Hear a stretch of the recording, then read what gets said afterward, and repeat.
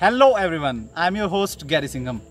काफ़ी दिनों बाद मुलाकात हो रही है, मुझे पता है आप सब अपने अपनी स्टडीज़ में बिज़ी होंगे, तैयारी करने में बिज़ी होंगे। पर गाइस अब थोड़ा सा टाइम रह गया है, बिल्कुल लिमिटेड, और अब आपको 2-3 पॉइंट्स के ऊपर फोकस करना है। मैं नीट अंडर ग्रेजुएट की बात कर रहा हूँ, और वो 2-3 पॉइंट्स क्या हैं। फर्स्ट पॉइंट है confidence. You have to maintain your confidence. अब कॉन्फिडेंस एक ऐसी चीज़ है जो हर जगह काम आती है, चाहे वो इंटरव्यू फेस करना हो और किसी अपनी लाइफ की कोई डिफ़िकल्ट सिचुएशन फेस करनी हो, या फिर नीट अंडर ग्रेजुएट जैसा कोई इंपॉर्टेंट एग्ज़ाम फेस करना हो।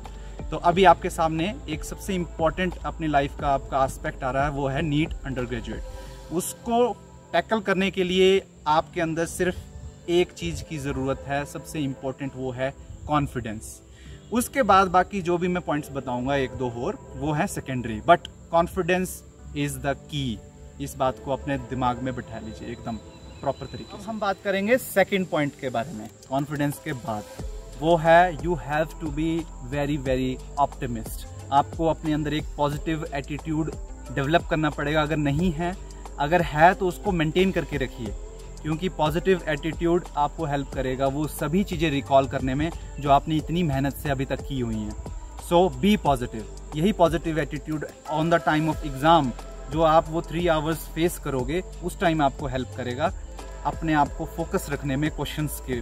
क्योंकि अगर आपके दिमाग में नेगेटिव एटीट्यूड आ गया गलती से भी, तो आपके वो जो क्वेश्चन आप कर सकते थे, जो रिकॉल कर सकते थे, उस टाइम भी आप घबरा जाओगे, आप पैनिक कर जाओगे। इसलिए positive attitude is must. Third point जो मैं बोलने वाला हूँ वो आ रहा है कॉन्फिडेंस।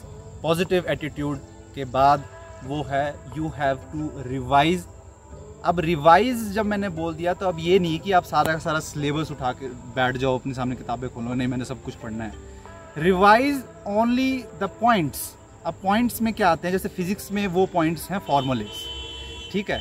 केमिस्ट्री के अंदर हैं इंपॉर्टेंट रिएक्शंस, या फिर जो कुछ थ्योरेटिकल चैप्टर्स होते हैं उसके अंदर कुछ एक मेमोराइज करने वाले पॉइंट्स होते हैं, मेमोराइज करने वाली इंफॉर्मेशन होती है वो।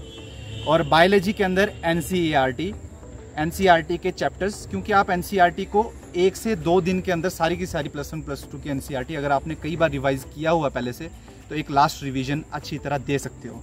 तो ये एक लास्ट रिवीजन आपकी मेमोरी को एक किस्म से पॉलिश कर देगी, और एकदम क्विक रिकैप करने में, at the time of exam quick recap आपको हो जाए, उसमें आपको हेल्प करेगी। तो गाइज ये 3 पॉइंट्स अपने दिमाग में रखिए। First is confidence. मैंने बोला विदाउट कॉन्फिडेंस बाकी के 2 पॉइंट्स का कोई मतलब नहीं है। अपने अंदर कॉन्फिडेंस मेंटेन करिए, अगर है तो उसको डेवलप करिए, बट ओवर कॉन्फिडेंस नहीं होना है। अगर आप आज तक के जितने मॉक टेस्ट दिए हैं उसके अंदर अगर आप बहुत अच्छा परफॉर्म कर रहे होंगे, अच्छी बात है, बट ओवर कॉन्फिडेंस डेवलप मत करना लास्ट के टाइम पे। बी काम। अपने कॉन्फिडेंस को एक उस लेवल पे रखना ताकि वो आपको हेल्प कर सके, ना कि वो आपको डिस्ट्रॉय कर दे। तो first point, confidence is over, just remind it, confidence is the key. और सेकंड पॉइंट मैंने आपको बताया पॉजिटिव एटीट्यूड, ऑप्टिमिस्ट। ये तो हर जगह एकदम कॉमन चीज़ है, आपको भी पता है, बस आपको इस चीज़ को समझने की ज़रूरत है। और थर्ड चीज़ मैंने आपको बताई revision, but only to the point.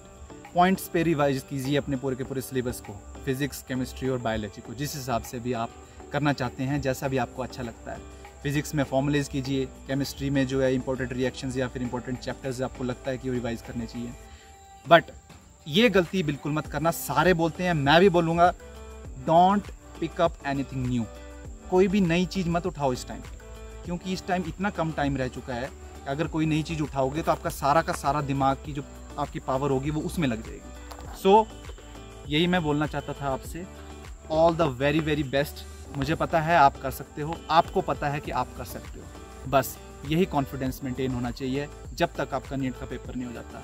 और नीट का जब पेपर हो जाएगा, then you will be very proud कि आप कॉन्फिडेंट थे और आपने अच्छी तरह पेपर किया है। तो मिलते हैं अब आपसे अगली वीडियो में with this positive attitude, with this confidence. So bye bye.